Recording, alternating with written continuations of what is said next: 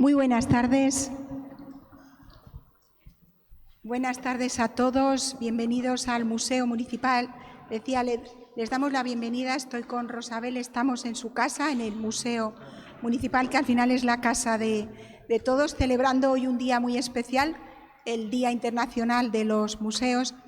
Y bueno, empezábamos esta mañana. Hoy veo muchas caras. Hoy hemos conseguido reunir a muchos artistas del Campo de Gibraltar y también de la provincia, porque al final, bueno, pues nos reencontramos, siempre estáis, además sé que siempre tenéis esa capacidad de compartir proyectos y bueno, quiero hoy de una manera especial darle la bienvenida a Mercedes, que hacía mucho tiempo que no te veía, está aquí al final la provincia de Cádiz, y darle las gracias a Nando.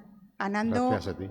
Muchas gracias por ese proyecto bonito que es esta exposición que tenemos ya durante más de un mes, que además está teniendo una buena acogida, y bueno, pues el poder tener hoy, celebrar hoy esta mesa redonda y, como decía, reunir a tanta gente que tenéis mucho que aportar y que decir.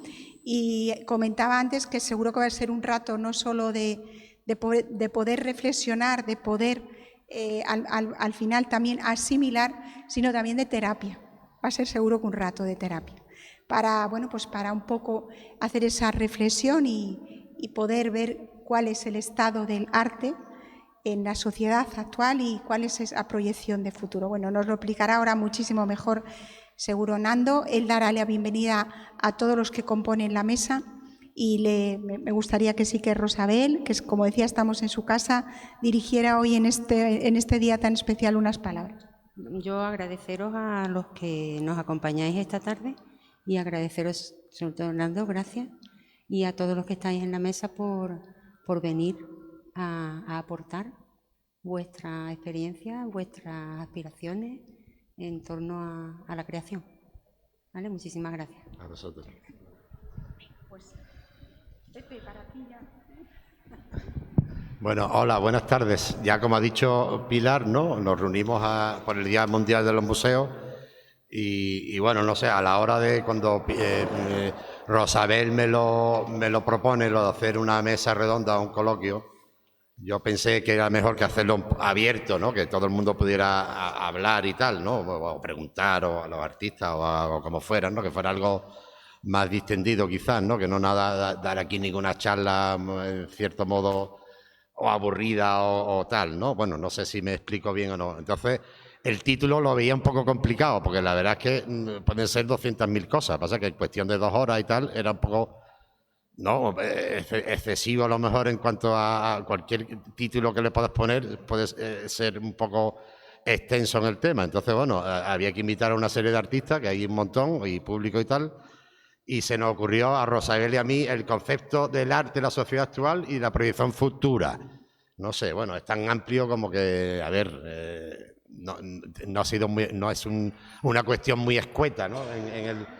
O sea, no sé si, a ver, si aquí tenemos a Roy Anglada, que es artista, Yolanda Relinque, Pepe Barroso, Dori Fernández, Javier Machimbarena, Cristina Ibarra y Rafael Zapatero.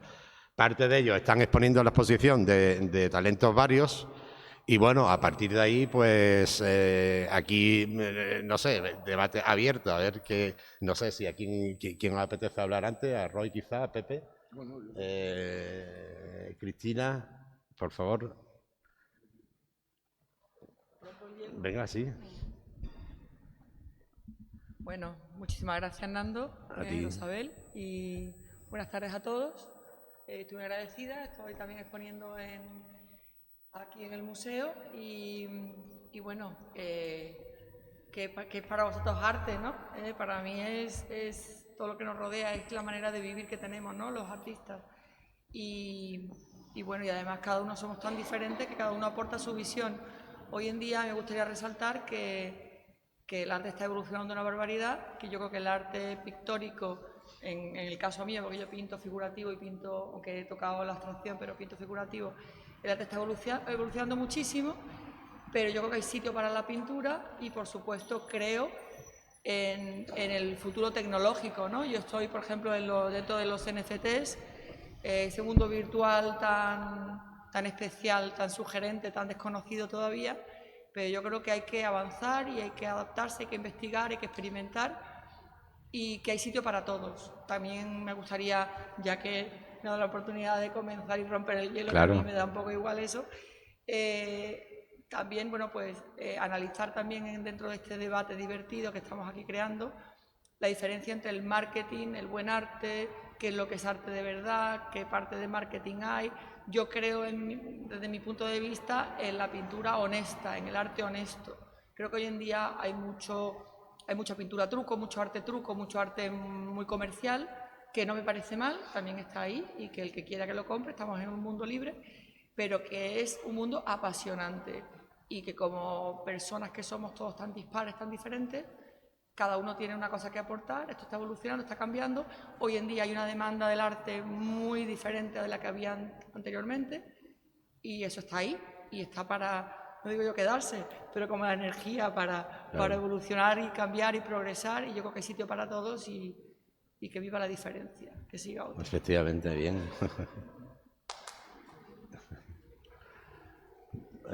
Pepe. Vamos a tocar.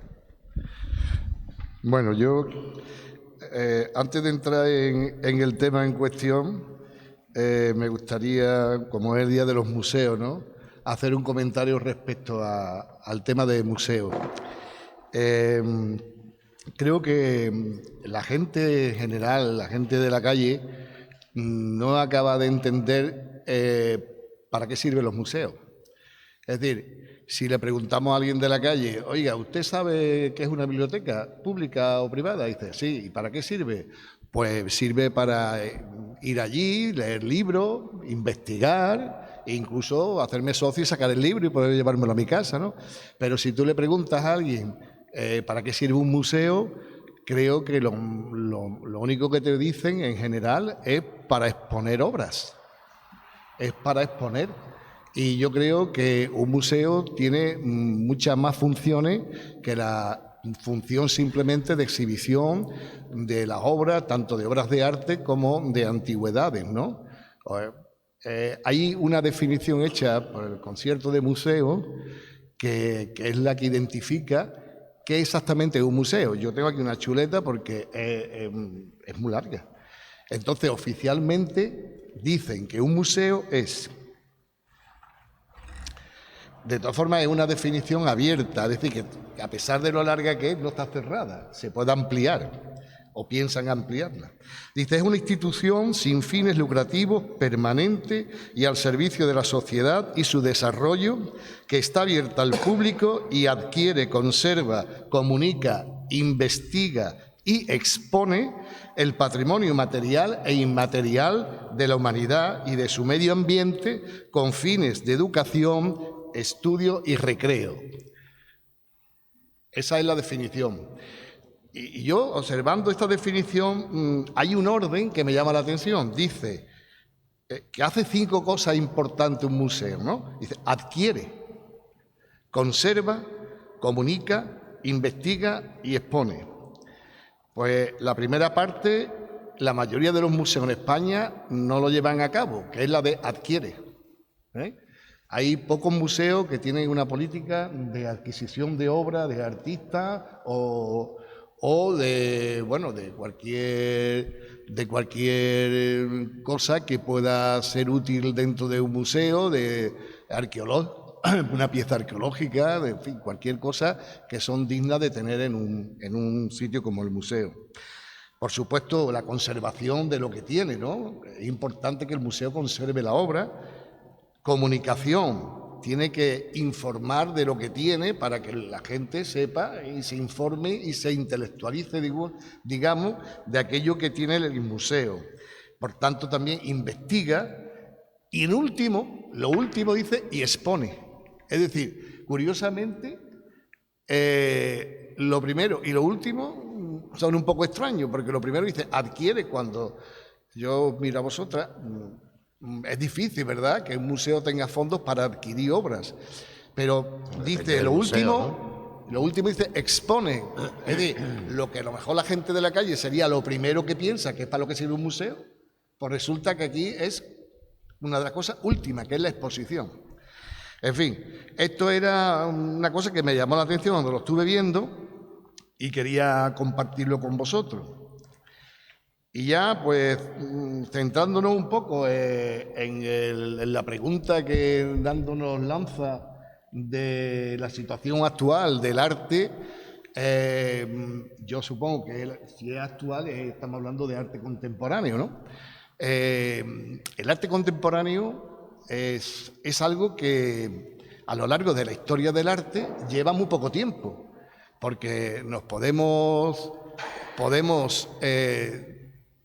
diferenciar lo que ha sido el arte clásico, lo que es el clasicismo, de lo que es el arte contemporáneo cuando se rompe esa barrera academicista o clasicista para empezar a tomar unas riendas, digamos, unos caminos, unas sendas de libertad, donde el artista empieza a investigar, empieza a elaborar materiales nuevos, es decir, donde la clave está en la libertad. En cambio, hasta la segunda mitad del siglo XVIII, en lo que se basaba el arte era en la belleza, porque era el canon del que todos hemos estado bebiendo desde la época de los griegos. Estamos hablando del siglo VI antes de Jesucristo. Ya los griegos hablaban de la representación de la naturaleza, pero no tanto como una copia, sino ya ellos se preocupaban de que fuese con una serie de fundamentos, de tal manera que casi se enlazaban con los cánones matemáticos, los cánones griegos, ¿no? Y ahí estaba el ritmo, la armonía, la composición, es decir, todo aquello establecido que es lo que formalmente se llamó clasicismo, ¿no? Bueno, pues fijaros que desde el siglo VI hasta la segunda mitad del siglo XVIII, ese clasicismo han sido 26 siglos. Y nosotros tenemos, bueno, no, pero es que después, llega la época del Renacimiento, ¿eh? Y el Renacimiento de alguna forma rompe un poco con toda esa trayectoria, intentando recuperar y buscar salida de otra manera, ¿no? En definitiva, lo que yo quiero decir, ya me callo para dar de paso a otro, hablar del arte actual, que lleva 2 siglos, digamos, si lo empezamos a contar, como he dicho yo, poniendo la barrera del clasicismo, ¿no? Como búsqueda de la belleza, segunda mitad del siglo XVIII hasta la actualidad, ha sido muy poco tiempo, son 2 siglos y medio por ahí. Y en ese espacio de tiempo nos hemos encontrado con otro problema, que es que si nosotros, por ejemplo, en el siglo XVIII, que queremos hablar de Velázquez, ¿no? O que podemos hablar de Murillo, tenemos artistas que tienen muchas cosas en común, pero hoy en día en el arte actual existe un eclecticismo donde cada uno va casi por libre y es casi un discurso particular para cada obra.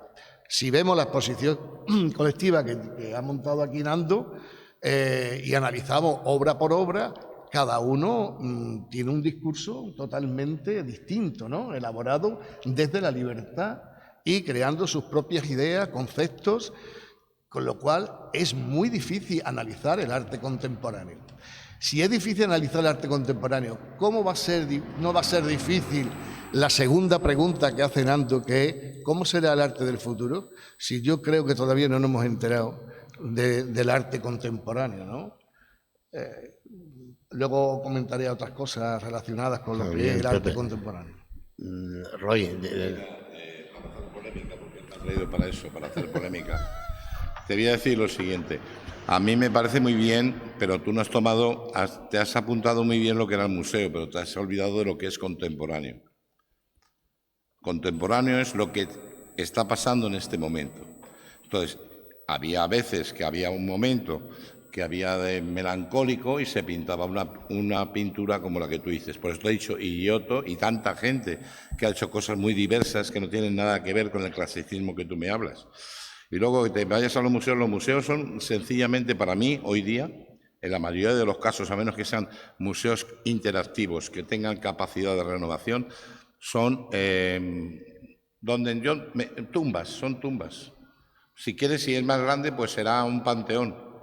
pero no tienen necesidad de ello, porque su principal necesidad, que sería dar a conocer y dar a enseñar lo que es el arte, no hay ningún interés por parte de la sociedad.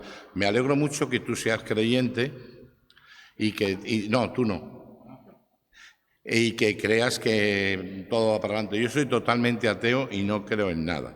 No creo ni que realmente vayamos dando un paso hacia adelante, ni que vayamos mejorando en nada. No creo que mejoremos absolutamente en nada. Y lo único bueno que has dicho, que es cierto, que haya un eclecticismo, porque el eclecticismo te va a dar diferentes visiones. O sea, lo realmente pesado sería que llegáramos a esta exposición y todos pintáramos lo mismo. Digamos que hemos salido ahora, que el tercer Reich que ha llegado, ¿o quién? O sea, hay que ser consecuente con el momento que tú vives, y eso es ser contemporáneo. Ahora es ser contemporáneo en el siglo VI también, y en el VIII, y en el XII, y en el XII, o en el que tú quieras.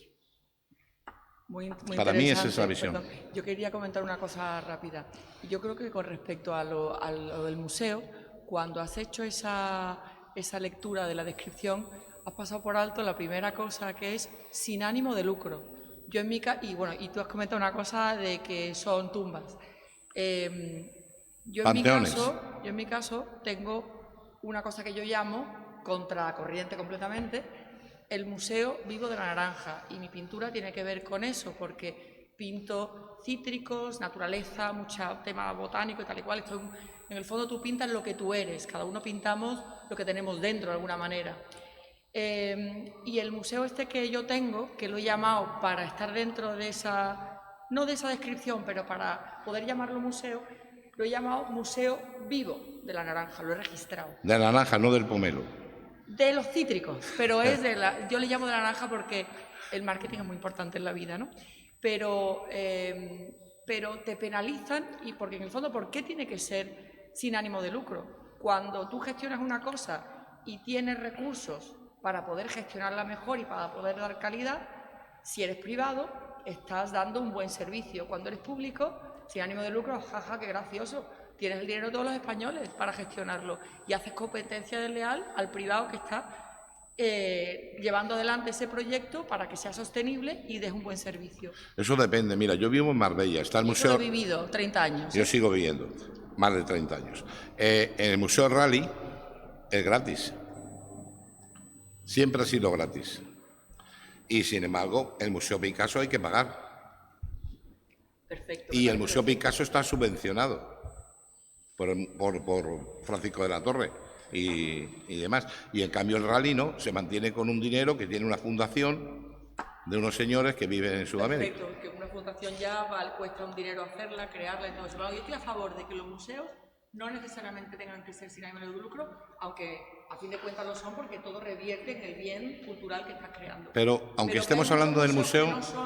Perdona que termine, que hay muchos museos que no son el cementerio de elefantes. El nuestro, por ejemplo, por decir una cosa que yo vivo desde la primera persona, es un museo donde se fomenta la excelencia, se fomenta que aprendas el primer capítulo de historia, de botánica, de naturaleza, de los personajes ilustres y ejemplares de la historia de España, de todo lo que tiene que ver con esa arquitectura, con ese arte que hay ahí. Y puede ser muy vivo sin que sea interactivo, aunque ya lo hemos metido juegos y tal. Y luego, con respecto a lo que tú comentabas antes, hay una diferencia, yo creo que en determinadas épocas de la historia y la época actual, es que antes había una cosa que se llama mecenas. Y el mecenas en muchos casos marcaba las pautas de lo que había que crear. Y hoy en día yo creo que es la misma sociedad de consumo y la misma diversidad de cada uno de nosotros, que o va por libre o que enfoca o no enfoca a lo que pide el mercado. Yo creo que lo que pasaba en la antigüedad es que quien adquiría la obra de arte era la gente que tenía el poder, era la Iglesia, era pues los mandatarios, eran la gente que podían adquirir, podían encargar esas obras. Luego, con el tiempo, la burguesía empezó a ser una burguesía adinerada y pudo poder adquirir obras de arte. Por esa es la diferencia, y hubo una época muy grande en la historia del arte donde casi todas las obras son encargadas por la Iglesia, porque son todos santos, o por los reyes o tal, porque son retratos de corte, y que era lo que pasaba. Luego ya no, luego ya con el tiempo se empieza a ver coleccionistas y tal, porque hay una serie de personas ya adineradas de la burguesía que pueden ser incluso mecenas en el mundo del arte y pueden adquirir obras también. Con respecto a lo que comentabas antes, el tema de Giotto, bueno, hay una diferencia muy importante en la historia del arte, que es cuando aparece el Renacimiento. El Renacimiento, cuando surge, allí hay unos contrastes muy importantes y es por la aparición de lo que se llama la perspectiva cónica. Cuando aparece el Renacimiento, estamos hablando ya de que se empieza a trabajar en las tres dimensiones. En la antigüedad no se conocía esa tridimensionalidad y era muy difícil poder plasmarla sobre un cuadro que tiene dos dimensiones, largo y ancho. En cambio, cuando aparece la tridimensionalidad es cuando aparece la perspectiva cónica, que nos da el efecto al espectador de que hay una profundidad. Entonces está hablando de largo, ancho y profundo. Y eso cambia el panorama artístico, porque a partir de ese momento se crea una norma dentro de lo que es la pintura, digamos, también clásica, que está, bueno, hasta casi nuestros días. Sigue habiendo gente que utiliza esos recursos técnicos, ¿no?, de la profundidad y tal. No, la obra abstracta no. Por ejemplo, la obra tuya, tú no utilizas eso porque tú trabajas sobre el plano, ¿no?, nada más, en dos dimensiones. Bueno, pues en el fondo es verdad que también tienes una tercera dimensión, sí. Ese es mi idea. Sí, es verdad. Pero claro, todo eso es el transcurso por donde va el arte hasta que llega a nuestros días, ¿no? Hoy en día hay en el mundo del arte, en la calle, la gente se echa muchas veces las manos a la cabeza, pues cuando van a la Feria de Arte Contemporáneo en Arco y ven las últimas novedades. Porque el que triunfa en Arco no es la gran obra de arte, el que triunfa en Arco es la obra más chocante, la más escandalosa. Y entonces están ahí los artistas, ¿no? Es la que se da a conocer porque interesa. Claro, porque los medios de comunicación es la que les interesa. Y podemos recordar, ¿no?, algunas de esas obras, por ejemplo, la de un plátano pegado a la pared con una cinta aislante, ¿no?, de Maurizio Cattelan, un artista italiano de mucho prestigio, y que ese plátano se vendió por 124.000 euros. Por cierto, lo adquirió otro artista que se dedicaba a la performance y cogió el plátano, lo compró y se lo comió. No es chocante que se venda un plátano, pero más chocante todavía es que se vendieron 3 plátanos de Cattelan, porque cuando quitaron ese, lo vendieron, pusieron otro, y luego otro. ¿Y por qué? ¿Y por qué? ¿Y cómo se puede vender eso? Porque lo que vende estamos hablando ya del arte conceptual, estamos vendiendo una idea, no el plátano. Y entonces la galería lo que hace es que te dan o a través de la compra, te dan unos derechos de autor certificados para que tú ese plátano en tu museo, en tu galería, tú lo puedas exponer. Porque no vale el que tú cojas y digas, eso en el plátano lo pongo yo, y ahora vengo aquí al Museo Municipal de Algeciras y ponemos ahí la pinacoteca en Rosabé, ponemos un plátano, y eso no, porque te pueden denunciar, claro. Pues como la historia del plátano, hay otra historia más antigua, ¿no? Porque esto parece que hace 3 días que se está haciendo.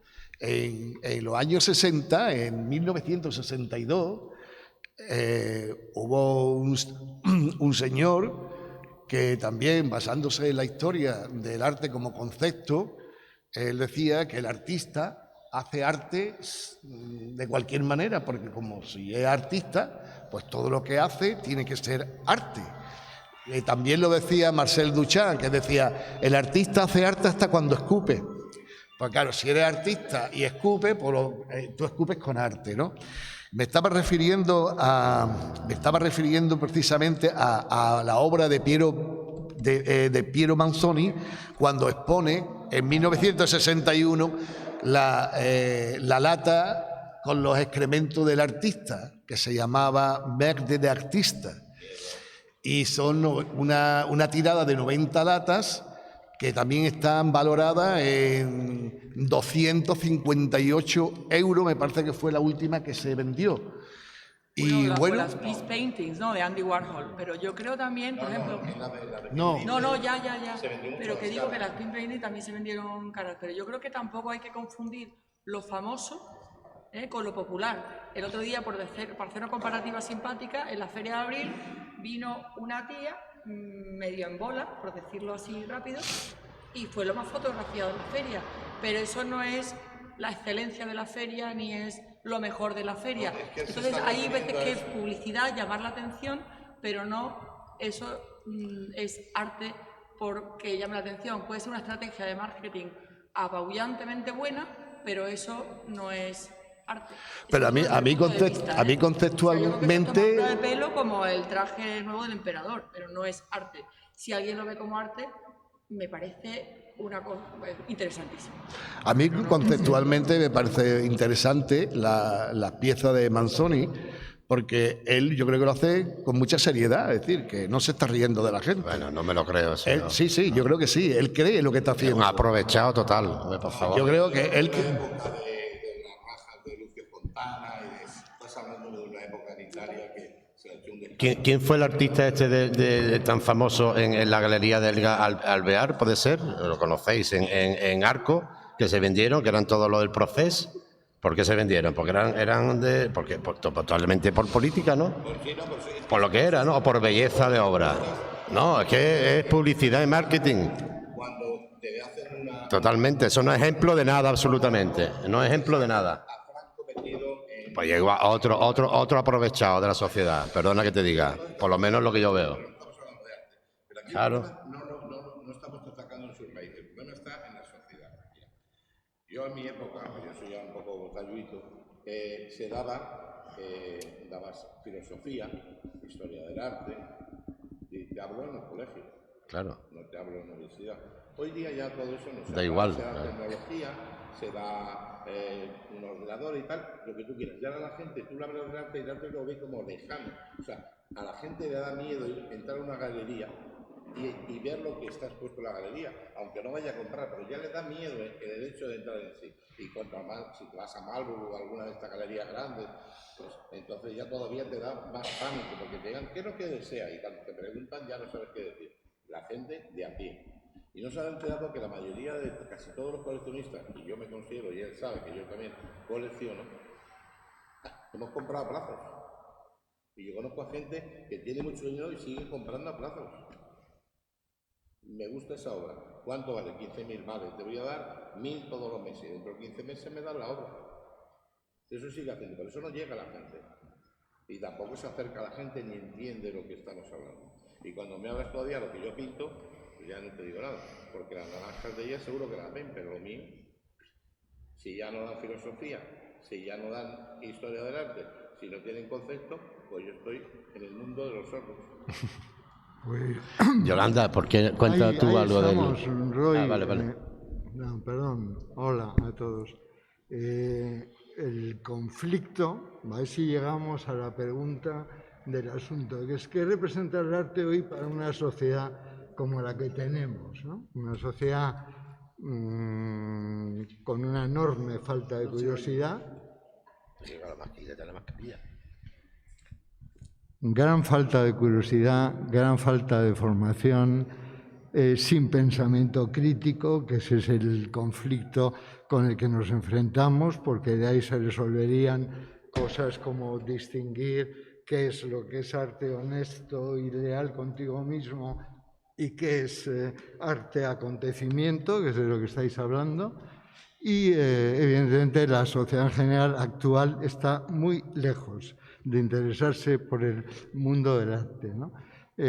Una cosa es cómo nos posicionemos cada uno de nosotros, qué obra hagamos, qué interés tenga, qué comunique, que algo tendrá que comunicar, no simplemente la belleza por la belleza.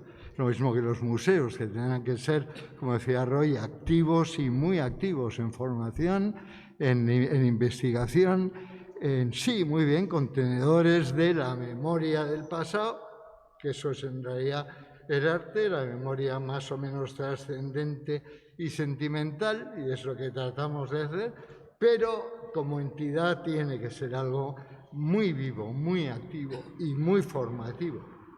y hacer reaccionar. Esta intimidación de la que habla Roy, histórica ya, a la hora de entrar en una galería, en un museo, hay que empezar a romper todo eso, hay que empezar a tratar de abrirlo, ¿no?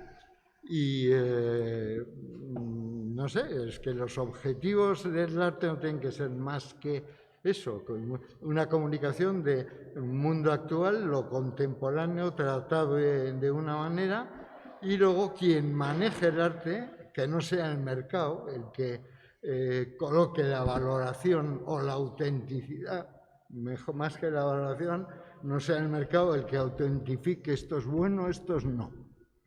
No puede ser.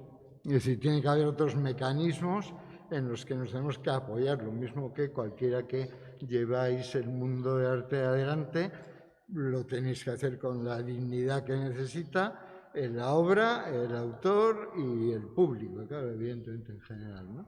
Pero bueno, ¿cómo está hoy la sociedad con respecto al arte? En este barroquismo inmenso de imágenes de todo tipo.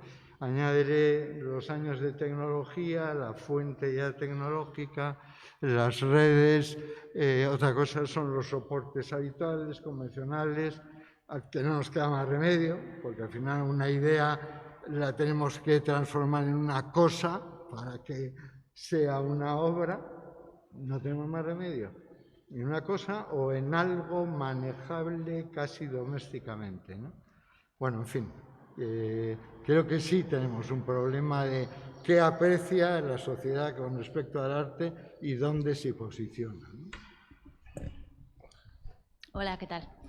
A ver, yo quería añadir también con respecto a lo que se está hablando, por ejemplo, dentro de la dificultad que por ejemplo, bueno, dificultad, por llamarlo de alguna manera, ¿no?, que menciona Pepe, de qué es el arte contemporáneo, como si fuese un saco donde se mete todo. Creo que también forma parte, pues precisamente, pues eso, ¿no?, de todas las enseñanzas, o sea, todos los artes anteriores, ¿no?, antes del siglo XXI, de los que se han nutrido y los momentos en los que nos ha tocado lo que es vivir, ¿no? Y además me resulta muy curioso que pese a que se ha como democratizado, vamos a decirlo también así, lo que es el arte, porque ahora ya todo el mundo tiene acceso a, desde redes sociales, libros, puede ver en internet incluso cómo se pinta, técnicas, comprar materiales. O sea, la gente tiene más acceso lo que es al arte, pero también es verdad que en museos y incluso en galerías o en muchos espacios, pues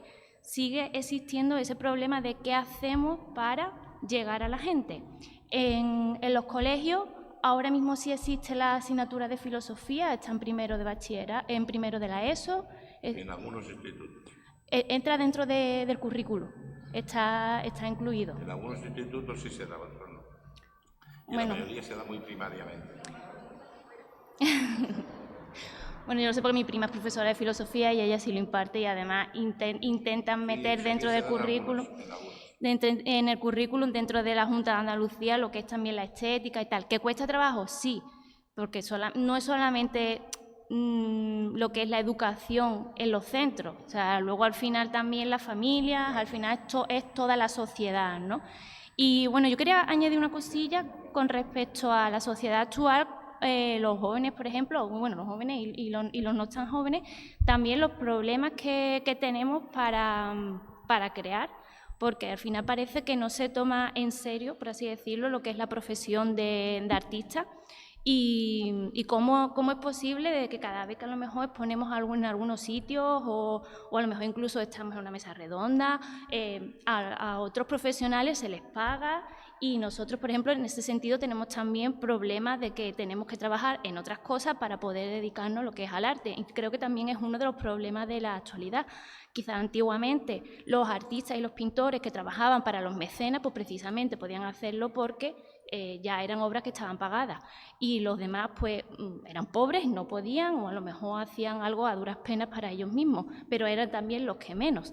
Y hoy día, por eso digo también lo de la democratización, ¿no? Ahora ya, pues, cualquiera que a lo mejor pues, tenga una cámara puede hacer fotos, que incluso con el móvil ya ni siquiera hace falta que sea trabajar con grandes calidades. Cualquiera puede expresarse, ya sea conceptualmente y plantar un plátano y decir, pues según el arte conceptual de los años 60, pues hoy en día pues sigo haciéndolo, o sigo haciendo performance, o sigo haciendo... Hay una mezcla de todo, de todas las artes hoy en día. Y no, bueno, tú vas a una cena, que a mí yo he hecho la prueba, vas a una cena y hay 20 personas, ¿no? Y preguntas, ¿tú qué eres? ¿Tú qué eres? Y tal. Y preguntas, ¿quién hay abogado? Y hay 15 abogados. Y dices, bueno, 15 abogados. Dice, ¿y quién pinta? 19 pintan. Hay uno que no se le da bien. O sea, todo el mundo pinta porque bien se ha ido y lo que colgan en su casa, dices tú que compran, no compran. Lo que hacen es que ellos producen su misma pintura y le ganan a sus amigos. Y eso es lo que hay. ¿Y intención de comprar? Pues es que no se ve esa necesidad porque no existe. Cuando yo empecé a pintar, él se hubiera quedado con un 30% de mi obra. Me hubiera hecho un catálogo, hubiera dado una copa y hubiera puesto unos canapés y me hubiera trasladado la obra de clavo a clavo. Hoy, si yo no poner, porque no somos amigos, pero si yo voy a exponer, me piden hasta un 60% y en algunos sitios me dicen que me cobran el metro de pared. exacto. Y digo yo, bueno, vamos, ya que queréis. Mira, y ya para acabar, no da mucho la lata, que estoy dándola hoy mucho. Yo no lo sabéis la mayoría, pero yo he estudiado etología. Y lo único que nos diferencia a los seres humanos de los animales es el arte. La necesidad de hacer algo que no sirve para nada. Nada más. Efectivamente. Rafael, te querías tú decir algo, ¿no? Coge el micrófono. Pero ya que he sido presentado el último, ha quedado una chica allí que no ha dicho nada. Ah, bueno, Sí, tú querías hablar, ¿verdad? sí, Sí, quería. Yolanda Erling, que no sé si la conocéis. Bueno, yo quería comentar varias cosas porque, bueno, hemos comentado de todo. Ya. Ya. Hemos comentado de todo y voy pensando y voy pues pensando lo que me gustaría comentar, ¿no? Entre una de las cosas que hemos hablado es, no sé si hemos hablado de la subjetividad del arte, pero para mí creo que es importante el paso del tiempo. Es decir, nosotros, es verdad, el arte contemporáneo es lo que vivimos, pero el día de mañana, ¿qué quedará? Estábamos hablando del saco donde cabe todo. Bueno, pues yo creo que el tiempo es lo que va a demostrar lo que quedará. O sea, eso no lo podemos nosotros, porque hay que diferenciar lo que es el mercado del arte, el marketing, de lo que es el arte. O sea, una cosa está, creo yo, debe ser independiente, y el tiempo creo que es el que lleva implícito el concepto de museo. Hay otra de las cosas que se ha comentado también en la mesa. Creo fundamental que para llegar a la sociedad la parte de educación es muy importante. Hemos hablado desde la escuela, desde la casa, desde el museo. Es que nosotros ahora mismo estamos en un mundo global y no es lo mismo lo que hacemos en Occidente, lo que se hace en Oriente, a lo que se hace en Estados Unidos. Hablando, por ejemplo, de mecenazgo, en Estados Unidos tienen otra política de mecenazgo muy diferente a la que nosotros tenemos. Eso ayuda a que la parte educativa también sea mejor, porque si todo lo tenemos que sacar del mismo espacio... más cosas. Es que ya te lo tenía que haber ido apuntando unas cositas, porque bueno, estaréis de acuerdo conmigo o no en ciertas cosas, ¿no? Por ejemplo, lo de los NFT. El otro día estuve en una reunión. ¿Hacia dónde va el arte? ¿Hacia el NFT?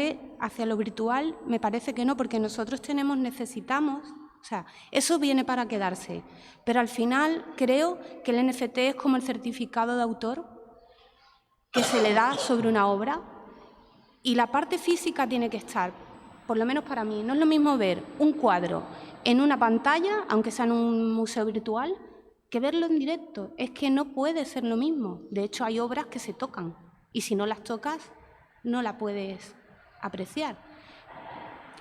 Hay muchas cosas que hemos hablado que son muy diferentes unas de otras. Otro de los temas que hemos tocado es el de que no hay estilos que nos unan entre los artistas. Yo creo que sí, yo creo que los hay. De hecho, Por citar uno de ellos, es el arte textil, que viene de hace ya mucho tiempo, que ahora se está haciendo un trabajo de investigación en torno a esa, digamos, a esa técnica. Y sí hay muchas uniones, incluso entre distintas culturas, porque, como decía Pepe, el arte es comunicación. También estoy de acuerdo con Roy en que nos diferencia de los animales. Para mí, no todo el arte tiene que ser así, porque hay arte político, hay arte ¿cómo se dice? Para mí el arte tiene que ser... No, pero no has entendido lo que he dicho yo. Yo te he explicado que lo único que nos diferencia de los animales es que el único animal que somos nosotros, el ser humano, que es capaz de hacer arte, que es algo que no sirve para nada, porque no tiene una utilidad, ni te lo puedes comer, ni te puede abrigar, ni te puede dar calor, ni te puede nada de nada, es el ser humano. Y hace para regocijo de él. Y no hay ningún otro animal que bueno, regocijo de él. Pero para mí tiene como algo más, una significación más. A mí, por ejemplo... Bueno, pues tú estarás entonces en otro lado de los animales. No. Yo te digo que no hay ningún animal, tú no verás ni un Vamos a mono, ver, ni un perro, ni que nadie, tiene que ver con lo espiritual, quizá. Por eso digo que a lo mejor para todos los artistas no es así. Bueno, claro, cada uno tiene un sentimiento. Yo lo primero que he dicho al sentarme, que es que yo soy ateo. Claro. Me congratulaba de tener una creyente y de otro creyente que tengo aquí. ¿Yo? Sí, que tú hablabas aportando y diciendo que era bueno el museo y te dije yo que era un panteón. ¿No te acuerdas? Ya, pero eso no... Por ahí quería empezar yo. Es una broma, por darle un poco distendido. Vamos a dejar que hable un poco a Rafael, que no ha hablado. Venga, Vamos Rafael. a ver, mira, yo lo que quería decir... ¿Se me oye? Sí. Sácalo del pie. Yo me voy a remitir a la convocatoria que es el Día de los Museos, ¿no? Entonces yo estuve pensando, llevo un par de días pensando, ¿qué es un museo? ¿No? O para qué sirve el museo y tal. Entonces yo creo, voy a intentar repetir aquí, al margen de todo lo que habéis sacado, que podemos hablar de ello, pero decir lo que traía pensado. Entonces, ¿qué es un museo? Para mí el museo es el ámbito donde se da, o donde se puede dar, una de las mejores actividades del ser humano, que es la contemplación. La contemplación, hay un escritor alemán, que no sé si lo conocéis, que es Ernst Junger, que dice que es donde está la verdadera acción de la existencia. O sea, cuando tú estás contemplando algo, es cuando verdaderamente estás haciendo algo. Porque parece que la contemplación es quedarse así. No, la contemplación es la herramienta del conocimiento. O sea, cuando tú... Porque estés mirando algo no quiere decir que estés contemplando. Contemplar significa que estás aprendiendo algo nuevo. No sé si me explico. Entonces, ahí conecto con el museo, porque el museo, aunque se está cuestionando si el museo sirve para algo, hoy en día dicen que los radicales dicen que habría que vaciarlos y cerrarlos y no sé qué y tal y cual. Yo me remito al concepto clásico de museo, que es donde están colocadas las obras. Entonces, puede llegar un ser humano y verdaderamente ver un cuadro, o por lo menos eso, puedes verdaderamente contemplar y adquirir conocimiento. No sé si me explico. Adquirir conocimiento, porque yo creo que... Sí, y después lo que tú decías de que el arte no sirve para nada, yo creo que es al revés. O sea, el arte es la creación humana más importante. O sea, ¿la que nos diferencia? Cuando, por ejemplo, voy a poner una figura un poco eso, pero cuando Felipe IV ya lo daban por muerto, lo que quería tener delante era el Cristo que había pintado para encomendarse a él. Es lo último que quería ver en esta vida. No sé si me explico, porque te da una satisfacción cuando la gente creía, no sé si me explico, Bueno, eso es un acto, lo que tú acabas de decir, no es así. Eso es un acto de desesperanza, porque sabes que te vas a morir y te agarras a un clavo. Pues yo creo que al revés, que todo lo contrario, que de esperanza. Que yo he sido toda mi vida ateo y si en el último momento le cojo la mano a Nando y le digo, me voy a morir, por favor, dame los santos sacramentos. Pues lo mismo. O sea, bueno, pues yo a eso, en vez de desesperanza, le llamo esperanza. No sé si ya no voy a dejar un bonito cadáver porque ya soy mayor, como J.D., entonces ya para qué. Voy a poner otro ejemplo yo creo, por ejemplo, que la cultura es una cosa que se va fabricando. Entonces, los museos son fábricas de cultura y de conocimiento. Pero hay que tener la inquietud. Bueno, espérate un momento. ¿O no? Si no la tienes, no te vas a sacar. O no. Tú puedes ir como un pasmarote mirando y sin querer te vas enterando y no tienes inquietud ninguna. ¿Por qué? Yo creo, Rafael, que se está produciendo un fenómeno de hace un tiempo a esta parte con relación a los museos que es muy interesante, y es que forman parte de las visitas a los museos de los circuitos turísticos. Por ejemplo, es que es decir, otra cosa. La gente va a Bilbao y una de las cosas que tiene que ver en Bilbao es el edificio del Guggenheim y el contenido y continente del museo. Sí, entra muchísima gente. Pero es que... Casi todos extranjeros. Sí, bueno, eso... Casi todos son alemanes. Sí, eso es lo que quería decir, ¿no? Pero también ocurre un fenómeno que resulta que, por ejemplo, te vas a París al Louvre, que hay una cola enorme, y si haces una encuesta de la gente que está esperando para entrar allí en el museo, pues resulta que el 90% más no son franceses ni son de París. Es decir, son extranjeros, son de fuera, de otros puntos de Europa. Y resulta después otra cosa curiosa, y es que muchos madrileños que tienen cerca el Prado o tienen Reina Sofía o el Thyssen no los conocen. En cambio, la gente que hace turismo forma parte del circuito de la visita turística, la asistencia a los museos, ¿no? No, y digo que la capacidad de asombro que se provoca a la gente que entra en un museo, por la circunstancia que sea, incluso gente un poco escéptica que lo ve todo negativo, llega, yo además, cuando yo hago visitas, que solamente hago un tipo de visitas, pero cuando las hago, no sabéis la satisfacción tan grande que es cuando ves gente que entra por casualidad, porque sigue un recorrido turístico y tal, y de pronto, oye, le das el primer capítulo de arte o de historia o de naturaleza y se van... Después de esa, pues eso, que tienen una capacidad de asombro que les revuelve algo por dentro y que les anima a querer saber más de este tema. A mí me parece eso precioso.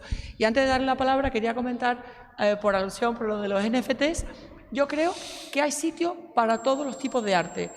La sociedad está cambiando muchísimo, ya que era el tema del arte actual y dónde va. Yo participo en los NFTs, no sé qué opináis vosotros de los bitcoins, las criptomonedas y tal, pero el mundo ahora, parte de la sociedad actual, pero una parte muy, muy importante, está en una posición muy diferente a nosotras. Hay mucho, entre comillas, mucho friki, mucho coleccionista, los non-fungible tokens, esos que compras, que coleccionas, que tienen momento instantáneo a comprar algo en cualquier parte del mundo. Se ha abierto el mundo, ahora no necesariamente tengo que vender en Sevilla o en Madrid, en Málaga o en Algeciras. Ahora de pronto tienes una ventana abierta a través de Internet y a través de una serie de mecanismos que hay para poder vender en cualquier parte del mundo con unas condiciones completamente diferentes. Y hoy en día el coche no se compra como antes, ni a plazo ni nada. Ya te coges la bici eléctrica o te coges el coche por horas o no te compras el piso porque no te hace falta, porque lo alquilas o porque eres más nómada. La gente está cambiando las costumbres de una manera brutal. La sociedad, la familia. Y he dicho. No, yo lo que... Y pensar que yo dejé la filatelia. Yo lo que quería insistir... La filatelia. En el museo, para mí, el museo es una institución muy interesante, muy interesante. Y después quiero hacer una lectura positivista y optimista, pero no porque sea optimista, sino porque hago el esfuerzo de ser optimista y tengo una concepción de la historia de que vamos hacia adelante. Aunque todo el mundo pasa por o sea, yo creo que cada vez vamos construyendo más conocimiento y más sabiduría. ¿Cómo? Sí.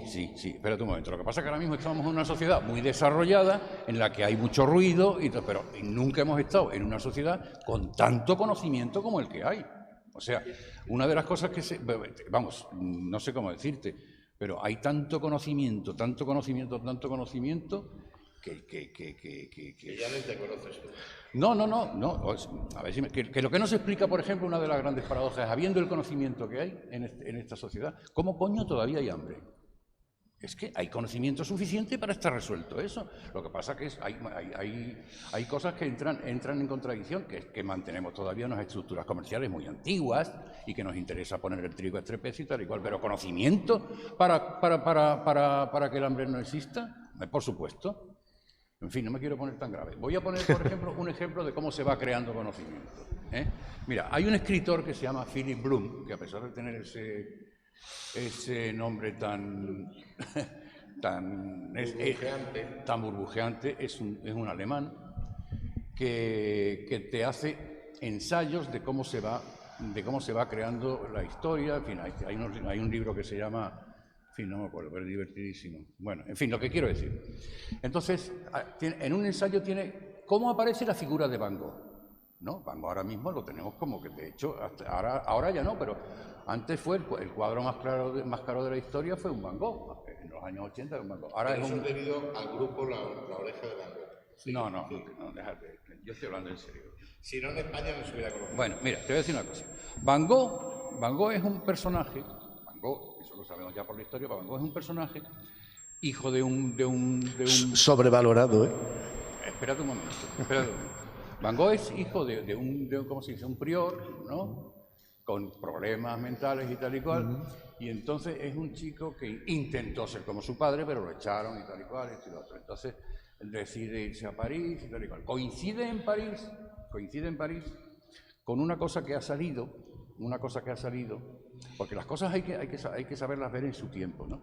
Y es que de repente la pintura que utilizan los pintores ya no es se compra los pigmentos y se hace, sino que resulta que hay una industria, hay una fábrica que las está metiendo en tubitos. Anda, coño. Entonces yo me puedo comprar los tubitos y ponerme a pintar, sí. Y resulta que tiene un tío que es un pintor clásico y se va a verle y el tío le dice, pero hijo, tú qué mal pintas y tal. Bueno, total, que ya sabemos un poco la historia de Van Gogh, se pone a pintar de una manera frenética y tal y cual. Entonces llega el momento en que dicen que se pega un tiro, pero la última teoría es que por lo visto se peleó con alguien y le pegaron un tiro. No me extraña porque además, no sé si habéis probado la absenta en aquella época, cuando con la absenta coges unos puntos.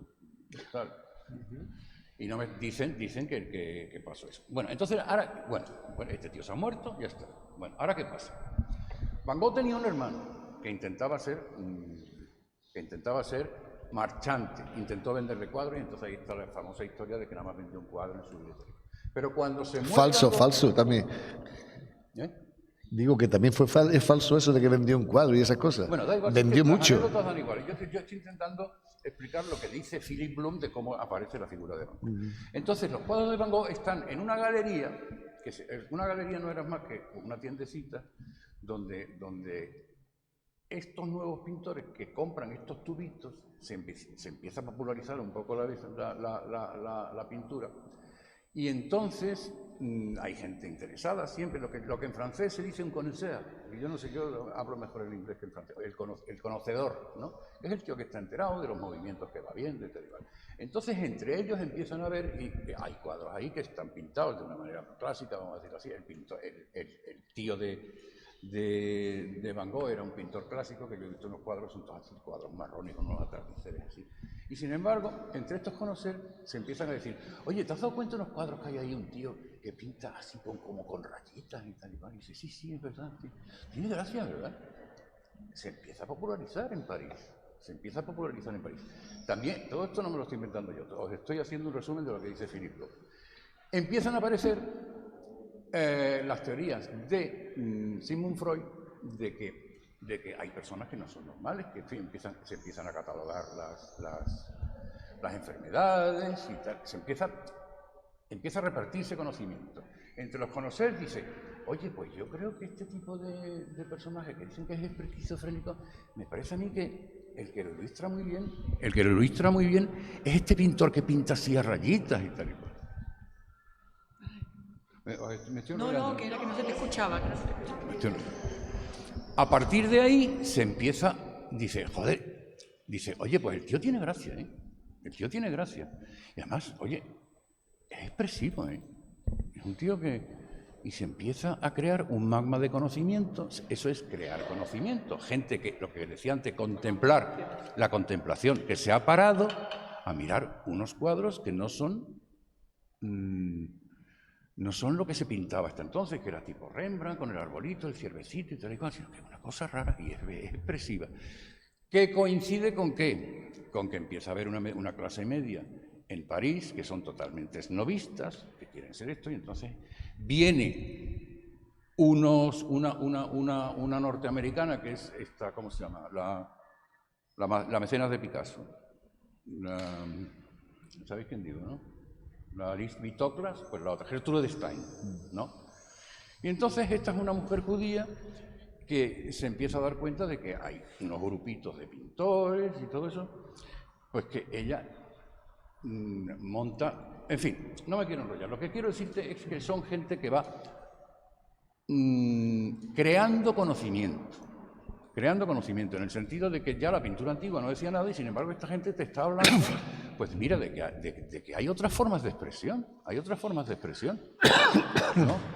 Es la mujer que le empieza a comprar a Cézanne, porque Cézanne es un hombre que aparentemente es un medio eso, pero Cézanne dice, al final de su vida, dice, me ha costado 50 años darme cuenta de que la pintura es una cosa que se debate en 2 dimensiones, no en 3. ¿Qué quiere decir con eso? Pues que los pintores antes lo que intentaban era reflejar una realidad con tres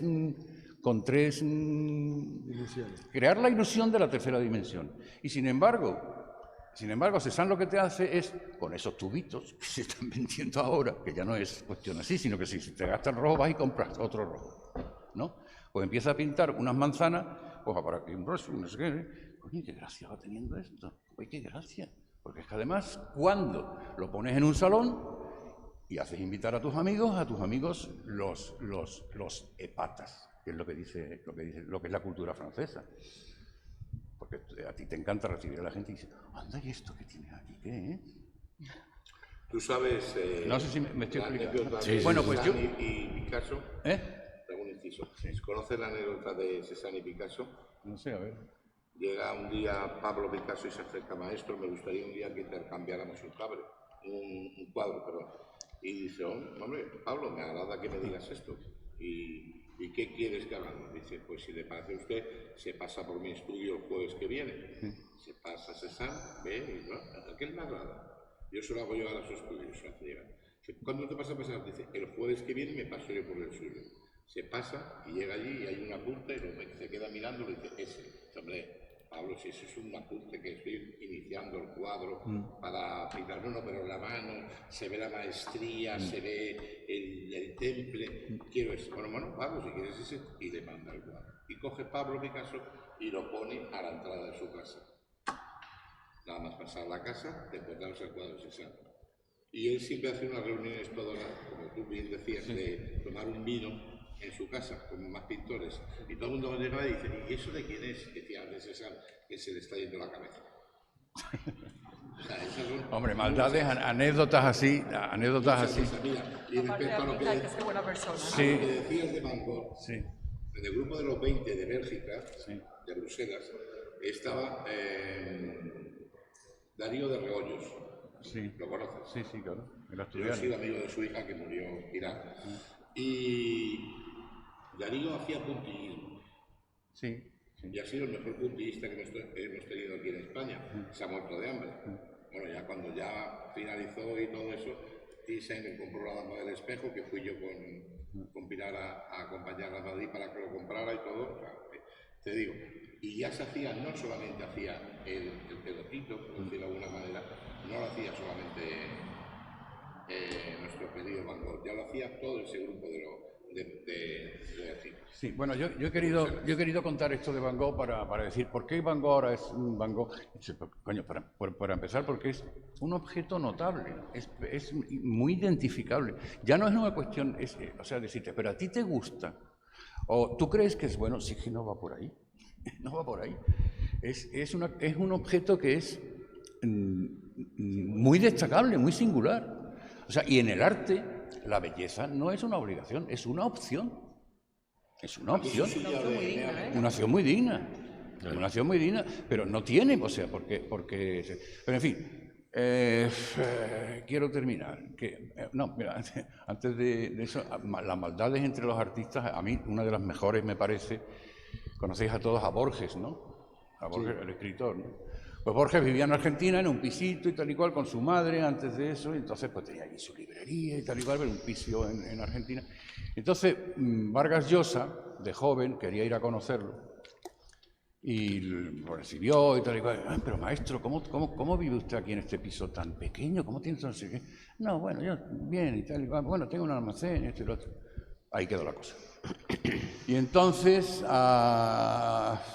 después, a los años después, un periodista fue y le preguntó, ¿no? Y le dijo, todavía no era tan famoso Vargas Llosa, y dice, pues creo que han venido a verle un montón de escritores, ¿no? Y dice, sí, dice, ¿quién ha venido? Y dice, hombre, creo que ha venido García Márquez a verle, ¿no?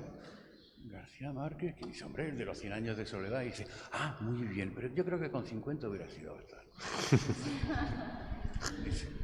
Y no sé si lo había leído, pero casi tiene razón, ¿no? Y después ya, y dice, ¿y Vargas Llosa? No lo sé, pues usted de Vargas Llosa, y dice,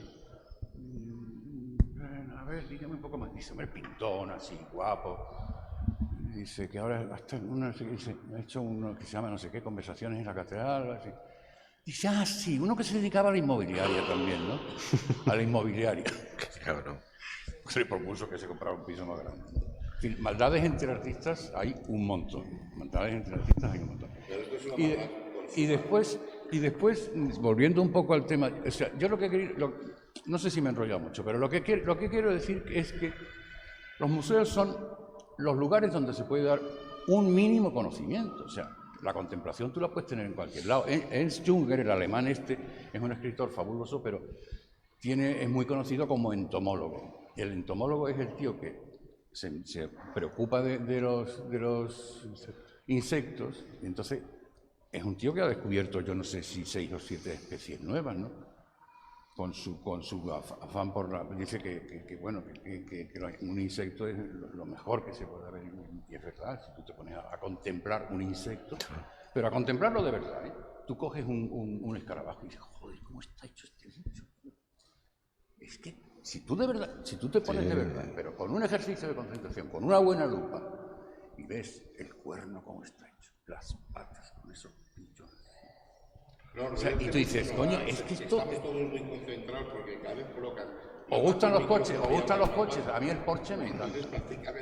Yo veo un Porsche y... Yo tengo das GAE, tengo puesto... Me vuelvo... Oye, ¿queréis preguntar algo a alguno? Coge el micrófono. Pégatelo.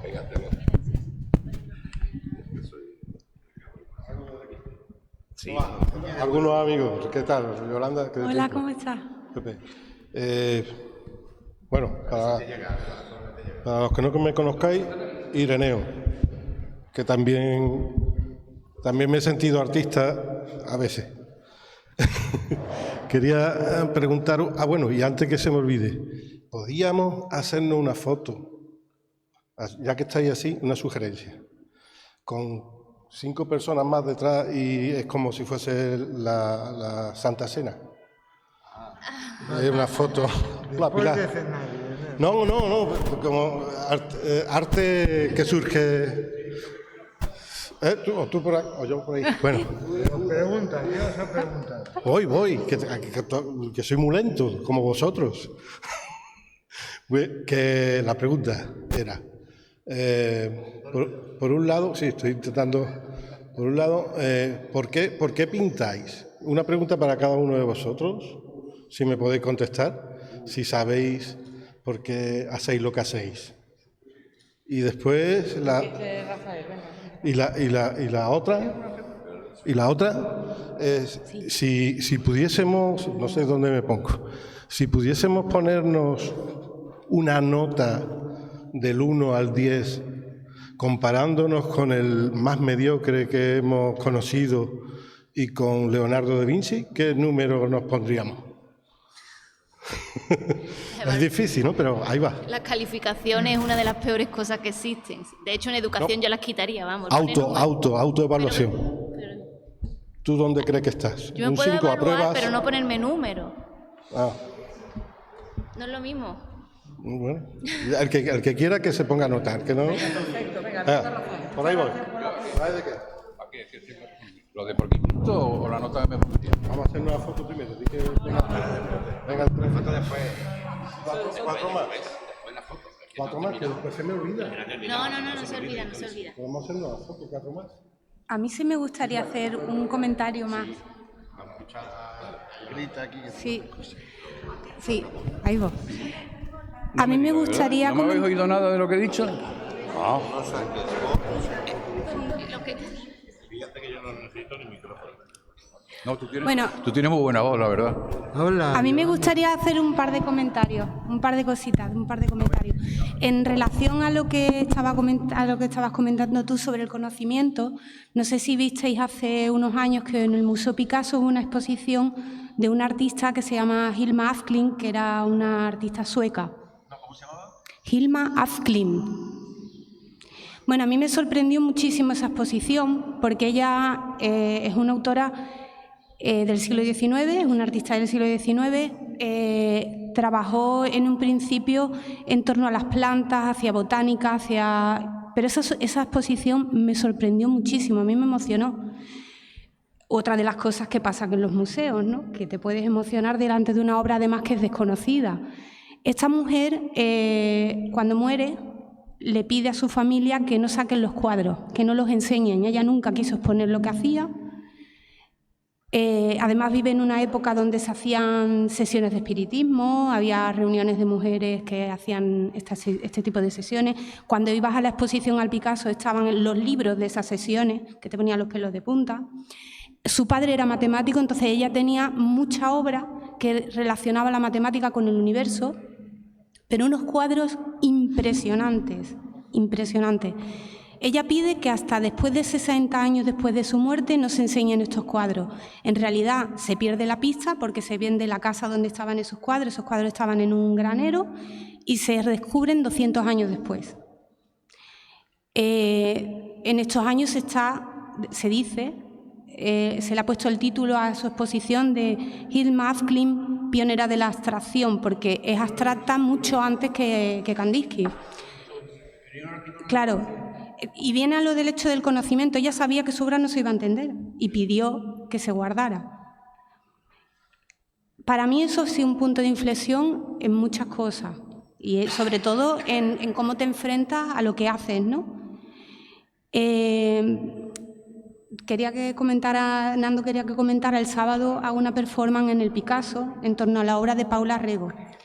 La obra de Paula Rego es otra de esas artistas que para mí es pues un referente, ¿no? Ella en el vídeo que le hace una película a su hijo, cuenta sus historias de vida y en esas historias de vida va hablando sobre los cuadros que va creando, sobre las piezas. Tiene además una de las únicas artistas mujeres de la Escuela de Londres que trabajan con otros grandísimos artistas, casi todos hombres.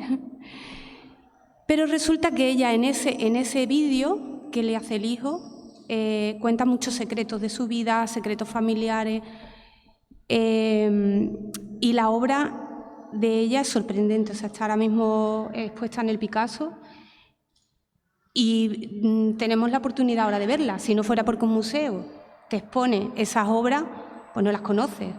Y hace 10 años vi yo a Paula Rego en el Reina Sofía y fue una pena porque es una artista genial, además es muy intimista en todo lo que pinta y ahora pasó por el Reina Sofía sin pena ni gloria. Había que entrar por la parte de la cafetería, no te digo, no era por la entrada principal, pusieron una sala de arriba, la obra es magnífica.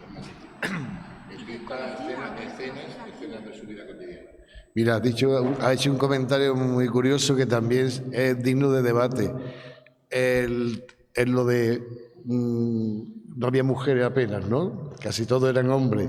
Es verdad, porque la mujer ha sido una gran desconocida en el mundo del arte, pero hasta hace muy poco. Se la ha tenido arrinconada. Las mujeres trabajaban desde el Renacimiento, en talleres de grandes artistas, pero no firmaban los hombres, porque los hombres eran los que iban a hacer los negocios, los que iban a hacer los tratos eran los hombres, los discípulos, pero las chicas que trabajaban allí no. Y además, fijaros que desde la época del Renacimiento, que se hablaba ya de los genios, ¿no? Leonardo, Miguel Ángel, Giotto, Piero della Francesca, etcétera, no existe la palabra en femenino, ¿no? Genio, no existe, genia. Es decir, que curiosamente siempre se habla de genio, pero no se habla de genia, ¿no? Porque no existe en el vocabulario. Se dice un artista genial. ¿Ves?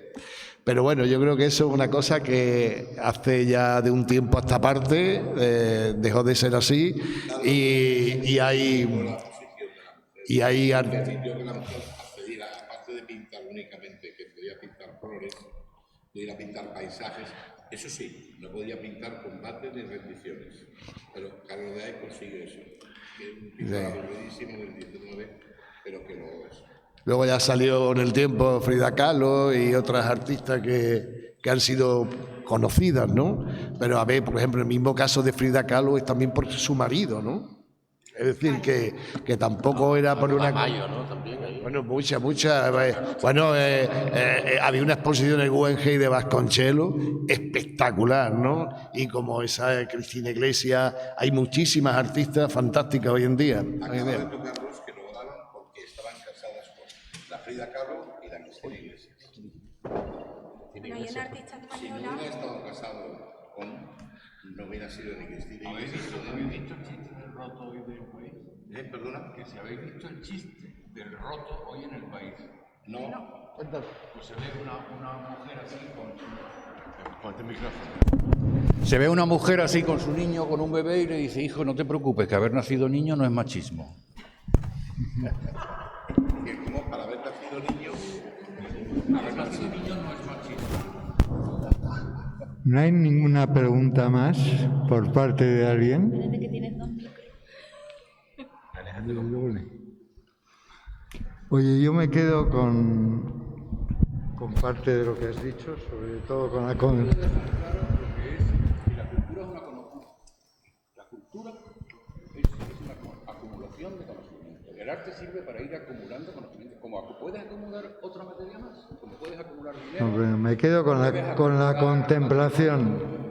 Con la contemplación. Cosa complicada, sin formación y sin educación. Lo mismo que estoy con Roy, como decía ahora, llega esta exposición a Reina Sofía y no va nadie. Hay un gregarismo que, por cierto, enlazo ahí con Pepe. El Guggenheim se montó como un gran elemento industrial para hacer evolucionar Bilbao. Miles de personas pasando sin enterarse de nada, absolutamente, y sin recordar qué han visto, ni cuándo, ni cómo, ¿no? Porque ese gregarismo, o hay una marca, o nos fabricamos una marca, que es la parte difícil ahora de convertirnos en producir productos de consumo con marca. Me da igual que lo vayas a vender luego en Estados Unidos vía redes o vía no sé qué. Y tenemos un conflicto local, zonal, nacional, internacional, de ser marca para ser seguibles. Si no, no hay nada que hacer. No es una cuestión de valor. ¿Qué es lo que decías tú también? Trabajar sin que sea fructífero el trabajo ni en mínimos es muy duro. Entonces la pregunta de ¿por qué pintáis? Pues evidentemente por pasión, porque es una forma de vida muy, muy, muy fantástica y que no puedes además explicarla en todo su contenido, porque yo mismo dudo de quién soy, cómo coño te voy a contar qué hago o por qué. Es difícil, ¿no? Pero en fin, que no sé si esta mesa ha servido para aclarar qué coño pinta el arte en esta sociedad, ¿no? Y viceversa casi, y qué tienen que hacer los museos, que estoy también con Yolanda, ¿no? Te voy a hacer una pregunta, fuera del tema. ¿Por qué llevar la máscara? ¿Por temer a contagiarnos o porque no te contagiamos a ti? No, la llevo porque tengo un problema de bucal y prefiero llevarla. Sí, de hecho, no la llevo en otras ocasiones. No por el COVID. Quería también añadir lo que estábamos antes comentando con el tema de los museos. Eso que decía yo, ¿no? Que parece que forma parte de los circuitos turísticos la visita a los museos. Los museos realmente no son esos mausoleos. Los museos en la actualidad son bastante dinámicos. Se emplean muchísimas personas para hacer visitas guiadas. Se pasan muchos chavales y muchos grupos de adultos donde se les va explicando la obra. Entonces tiene una finalidad bastante didáctica. Yo los museos que voy a muchos, casi todos coinciden ya de esa manera. Son siempre muy didácticos. Y bueno, yo creo que la misma dinámica incluso de las exposiciones, ¿no? Javier y yo, que estuvimos organizando la exposición Éxodo, nosotros montamos la exposición con un carácter plenamente didáctico y estuvimos haciendo visitas guiadas muchísimas y la gente estaba encantada de poder entender el arte, que lo que estamos aquí planteando, pero realmente, ¿no?, explicándole a los autores por qué habían pintado eso, con el tema que había profeso para esa colectiva, y eso mismo lo he visto en muchos museos. Al margen de esta historia, claro, el tema del turismo, los museos, a las sociedades políticamente les interesa mucho fomentarlo. Y, por ejemplo, habéis visto que en Málaga afloran como champiñones, ¿no? Es decir, aparece el Pompidou, aparece el Museo Ruso, estaba ya el Picasso, y tenemos un centro de arte contemporáneo magnífico, y tenemos allí un montón de museos donde la gente visita Málaga, pero ya no solamente visita para tomarse sus copitas y a la playa, sino es una visita cultural y visitan los museos. Y esto es importante. También hay que tener en cuenta que muchos de esos museos carecen a lo mejor de la calidad que deberían tener. ¿Por qué? Porque se está empleando desde los estamentos, yo creo, tanto públicos como privados, pero quizás más privados, el concepto de franquicia. Es decir, mira, hay un ejemplo, ¿no? En Barcelona quieren organizar allí el Hermitage, el museo de San Petersburgo ruso, lo quieren hacer allí una especie de sucursal. Pero resulta que la obra importante del Hermitage, la que se encuentra en Rusia, no es la obra que se va a exponer en Barcelona. Y por eso ahí hay una controversia importante. Bueno, están ahí debatiendo a ver si se dan los permisos, si se dan o no se dan. Bueno, lo que digan acá por el colado dice hoy un día, mañana... Bueno, mañana... Vale, mañana dirá otra cosa. Mañana dirá otra cosa. Pero bueno, en fin... Bueno, pero antes de la guerra ya había un problema con el Hermitage en Barcelona. Y uno de los problemas que había es que decían que ellos no tenían interés en que se montara allí una sucursal del Hermitage para que las obras fuesen simplemente colectivas, que algunas de ellas a lo mejor muy potentes, pero no es la obra importante del Hermitage. Eso mismo está pasando con el Pompidou de Málaga y con muchos sitios. Es decir, son sucursales, no tienen el peso, la fuerza del museo importante con la obra esa que se mueva. Pero son industria del dinero, Pepe. Claro. Son industria del dinero. Claro. Y Málaga tiene ahora un gran contenido en eso, ¿no? Es estupendo que acerquen obra. A ver qué programaciones hacen y a ver cómo siguen, ¿eh? Y a ver cuándo abandonan o quién sigue. Sí. Al final el arte se convierte en moneda en curso. Sí. ¿Quieres decir algo, no, Cristina? Bueno, pues nada, yo quería decir que yo he pasado un rato muy agradable con vosotros, que muchísimas gracias a Nando. Con respecto a la pregunta que hacía de que por qué pintamos, yo creo que pintamos, bueno, yo pinto por necesidad, necesito pintar, me encanta, y yo creo que al final te expresas, es una manera de canalizar sentimientos, vivencias, pensamientos internos que podemos tener. Yo vuelco ahí mi pasión, pues mil cosas, yo creo que lo necesitamos. Y luego a mí me da mucha envidia Málaga, envidia sana, me parece que tiene un magnífico alcalde, hacedor, y mientras haya alguien que traiga museos, yo no me quedaría en la anécdota de que este está mejor que el otro, este es un fracaso, no. Yo me quedaría en el concepto de hacer un referente cultural de la ciudad, de calidad, de atraer, de mostrar obra, y yo creo que es muy positivo. Yo no sé si ser optimista, pero yo creo que es muy importante la actitud, la visión positiva de las cosas, porque la vida es maravillosa y los artistas la hacemos mucho más bonita, porque ¿qué sería de nosotros sin las musas? Que nos hacen ver la vida mejor y soportar las vicisitudes, que las hay siempre y últimamente las hay bastante. Así que nada, yo he venido aquí a pesar de tener la garganta fatal, como veis, pero muy sensual, pero fatal. Eso de la feria. No, la feria no tengo ahí, acabo de ir al médico, pero es todo positivo y todo bueno. Yo bueno, pinto porque y muchas gracias. yo pinto porque resulta que me quería dedicar a coger tagarnina, pero me han dicho que está prohibido. Y entonces pues digo, bueno, pues seguiré pintando. Y ahí estoy. A ver si me dan permiso y me dedico a coger champiñón y tagarnina. También pintamos para igualar a Leonardo, que estamos ahí. ¿Y tú por qué pintas, Irene? Porque tú pintas.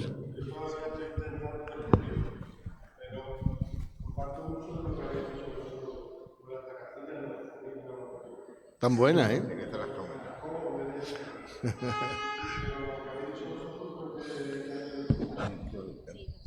Yo voy a decir, vamos, si puedo intervenir, ¿no? Que sinceramente yo tengo una suerte en la vida y es que casi lo entiendo todo. No te lo digo sinceramente. O sea, a mí es muy poca, vamos, es muy difícil que algo no lo entienda. Es muy difícil que algo no lo entienda. Excepto a mí mismo. No, te lo digo sinceramente, hay muchas cosas. Entonces, ¿por qué pinto? Pues no lo sé, sinceramente. Es una pulsión que tengo desde pequeño y que es yo no lo sé, o sea, eso no lo entiendo. No lo entiendo, pero vamos, y lo que he dicho antes no es una tontería, que de física cuántica sé bastante, ¿eh? Os lo digo sinceramente. ¿Una forma de comunicarte? ¿Una forma de complicarme? ¿Qué? Comunicarte. No, tampoco me hace falta. Tampoco me hace falta. O sea, no lo entiende, pero es que me importa un pito que me entiendan. Incluso llego a la aberración de que muchas veces a mí me encanta pintar a la gente y muchas veces digo, hago un retrato de un hijo mío y digo, yo no sé a quién quiero más, si al retrato o a mi hijo. Pero digo sinceramente, yo tengo una pasión por la pintura. Tengo una pasión por la pintura que no es normal. Eso es una enfermedad que tengo yo. Rafael Zapatero tiene, ahí donde lo veis, tiene mucha destreza en lo que está diciendo. Estamos acostumbrados. Nosotros nos conocemos desde Sevilla hace un montón de años. Él tenía un suegro que es un artista muy importante sevillano, que es Santiago del Campo. Sí. Y allí en la calle Betty, en el estudio, se hacía alguna que otra tertulia. Sí. Ah, verdad, sí. Y se debatía y tomando unas copitas allí con Santiago, con una y parece que hace 3 días de aquello, ¿no? Mira, os voy a contar otra cosa ahora de tipo personal. Un momento a Dori. Añado algo y ustedes seguir. Bueno, con respecto a tu pregunta, pues estoy de acuerdo con los compañeros, que es pura necesidad. Yo antes pensaba que sí era comunicación, pero ahora pienso que no, o sea, en mi caso no es tanto comunicación, porque al final hacer algo tan íntimo y tan personal, donde intento transmitir emociones, entonces para que se entienda al final lo tengo que explicar, no habla por sí mismo lo que es la obra, entonces al final tiene detrás también el discurso, lo que es conceptual. También quería añadir con respecto a algunas cosas que han ido saliendo aquí, que como además es de tal necesidad que, por ejemplo, había una fotógrafa, Diane Arbus, que ella murió teniendo una colección, o sea, un armario llenísimo de carretes sin revelar, y ella fotografiaba impulsivamente. Por lo tanto, incluso para ella ese acto de necesidad de tomar fotografía y de ver lo que le rodeaba, pues formaba parte de su estilo de vida.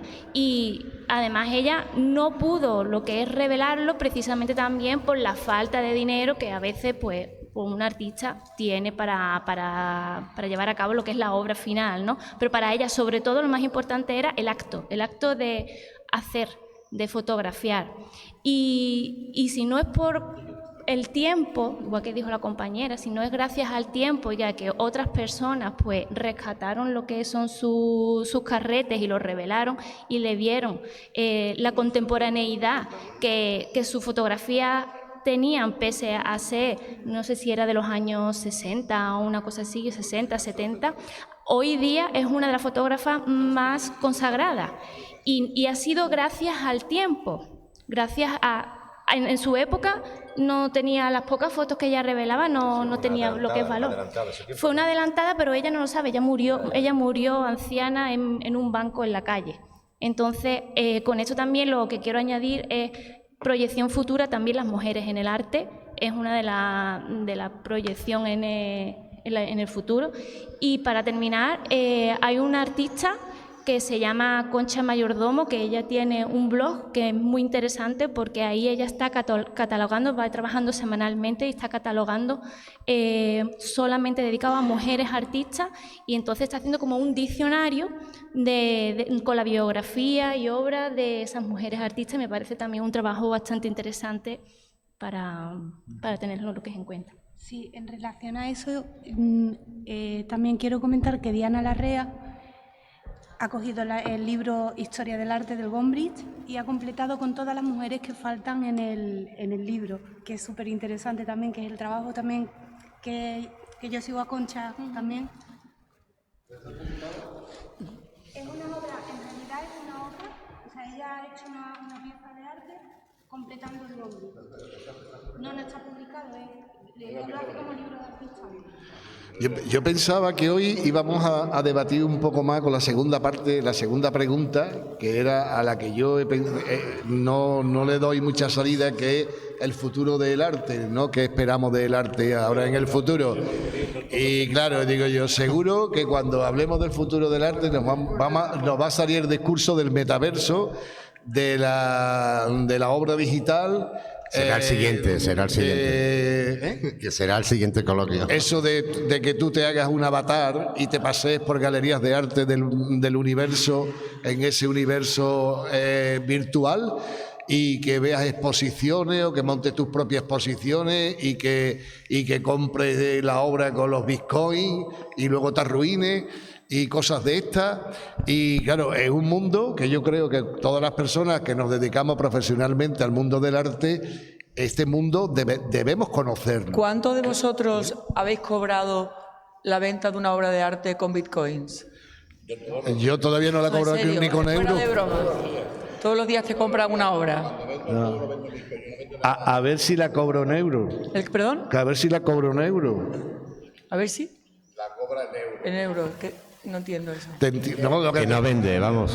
Tú cambias, tú te compran en Bitcoin. No, lo que estoy diciendo es que ahora mismo... Me refiero que ¿cuántos de nosotros estamos ya en el mundo digital? Es la pregunta mía. Yo creo que tú sola, ¿no? ¿En Bitcoins? Yo creo que tú sola. Tú sola. Pero si yo no he dicho que yo lo haga. Ah, entonces ninguno. Que lo hago, pero que quería saber... Y espero no terminar muriendo. Yo lo que quería comentar aquí es una cosa que se me ha pasado antes, que creo que en nuestra sociedad, en general, en los colegios, en los institutos, en las escuelas, sobre todo en los colegios, como son los niños pequeños, el arte no está tan valorado por la sociedad como en otros países. Y creo que eso está cambiando poquito a poco, pero... A mí me da mucha envidia, no voy a poner el ejemplo de otros países que yo tengo en mente, pero cómo en otros sitios se valora la diversidad, se valora las artes en general, se valora la pintura, se potencia una barbaridad, se valora la música, se valora la poesía y se valora la oratoria, se valora una serie de artes que aquí en esta sociedad, como decías antes, aquí todo el mundo es o economista o abogado, pero un poco más y lo digo, en otros países, por ejemplo, pues el presidente o el tal, pues ha estudiado arqueología o ha estudiado, pues no sé, lo que sea. Y a mí eso me parece que tenemos un camino muy, muy bonito por andar, que hay pocos coleccionistas en esta sociedad, se valora poco el arte, está cambiando afortunadamente gracias a galeristas y a gente que se ocupa de darle difusión y dar facilidades, etcétera. Pero creo que tenemos un largo camino para andar porque porque hay muchos tipos de inteligencia, muchos tipos de maneras de expresarse y el arte yo creo que sí que es útil. Yo creo que el arte le viene muy bien a la mente, al espíritu, entre comillas. Me preguntaba que si tú conoces Estados Unidos. Un poquito. ¿Y tú crees que en Estados Unidos hay un nivel alto de arte? Yo creo que Estados Unidos es muy grande, que afortunadamente allí sí hay mucho patrocinio, sí hay muchas donaciones, que allí conozco varios casos. Por ejemplo, tengo un gran amigo que ha montado un museo en Kansas City, otra que tiene otro museo en San Diego. Hay mucha gente grande de espíritu que apuesta que el patrimonio que gana a través del trabajo no lo transmite en su mayoría a los hijos, sino que lo dan a cultura, hacen fundaciones, pero casos no es que yo me lo imagine, no, casos que he visto.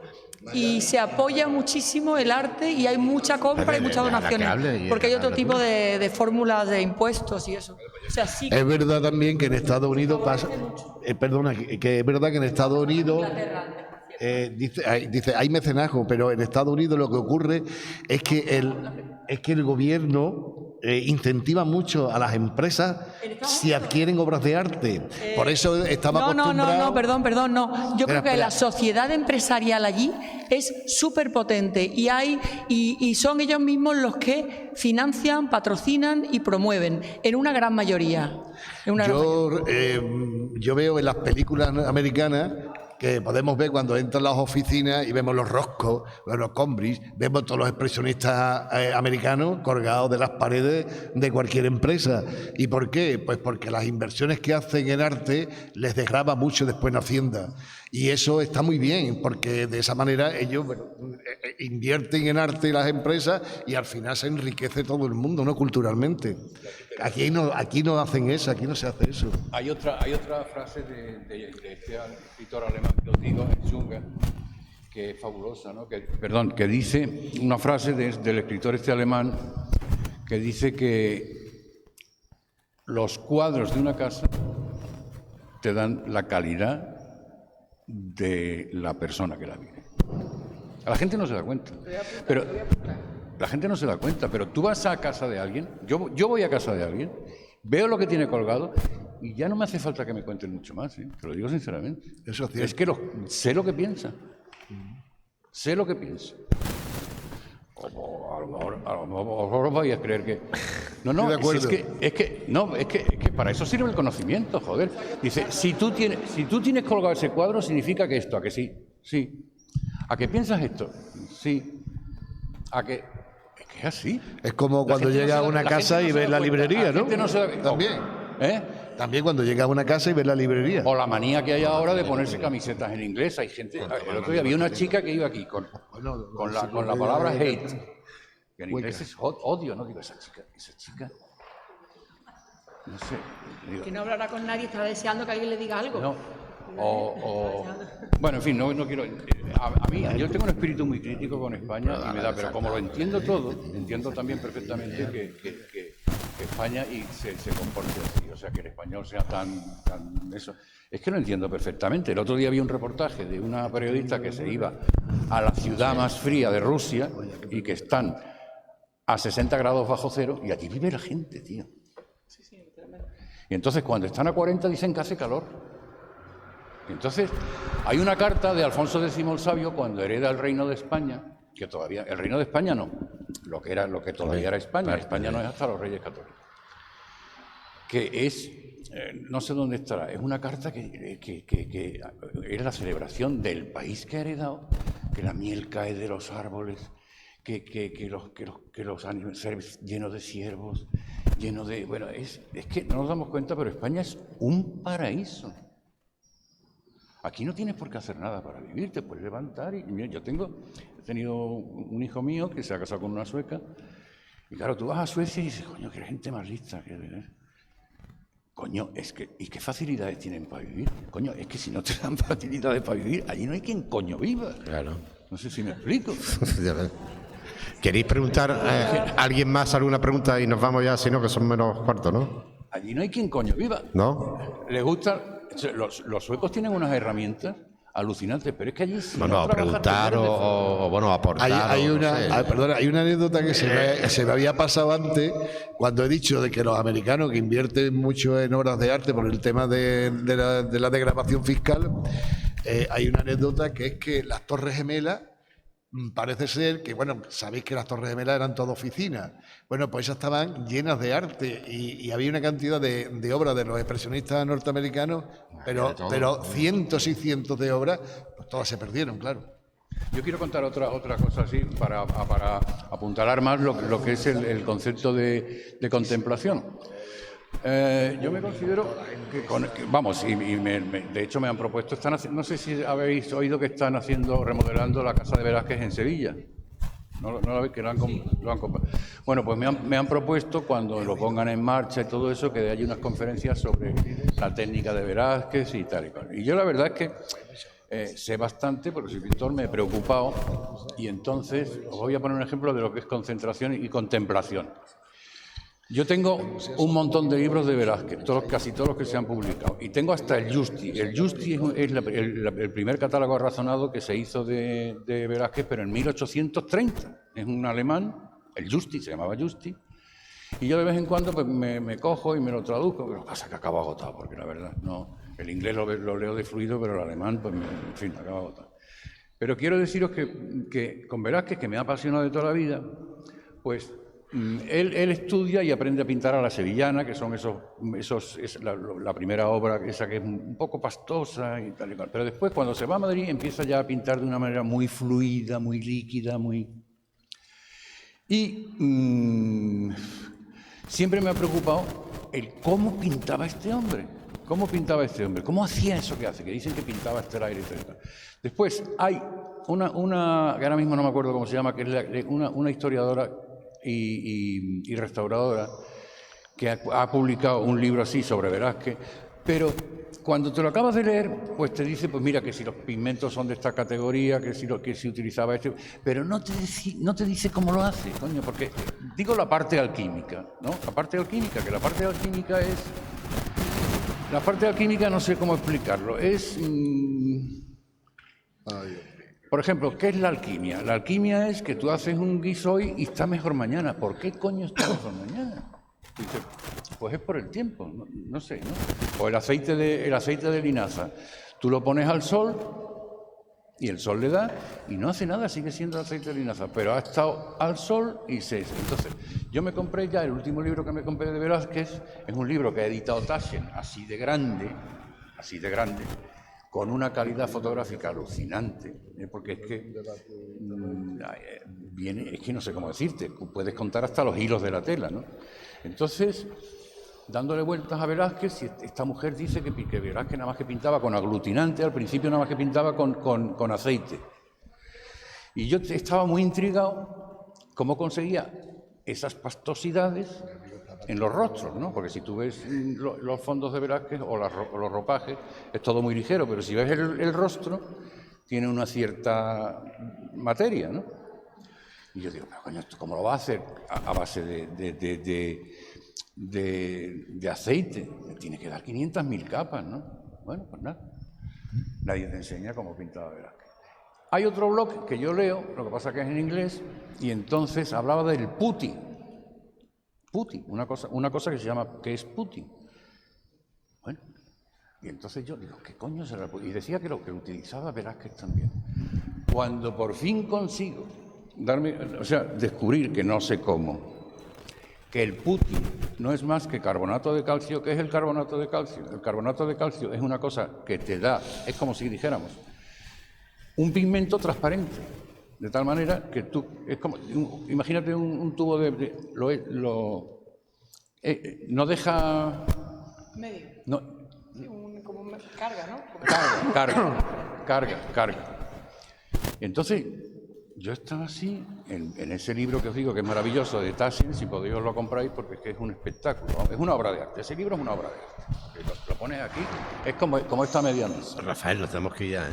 Bueno. Entonces estaba yo allí viendo y digo, joder, coño, que llevo aquí ya viendo este libro, llevo ya, son las 5 de la mañana, me cago en la leche, me voy a ir. Y de repente hago así, vuelvo la vista al libro y digo, ¡Coño! Ya sé cómo funciona. El puto del carbonato de calcio. No sé si lo he contado bien. No sé Perfectamente. ¿Seguro? No sé si lo he contado bien. Muy interesante. No sé si lo he contado Bueno, vamos terminando entonces ya, ¿no? Porque son las 9. Gracias a todos por venir y, bueno, sobre todo a los artistas y al museo y a la Concejalía de Cultura.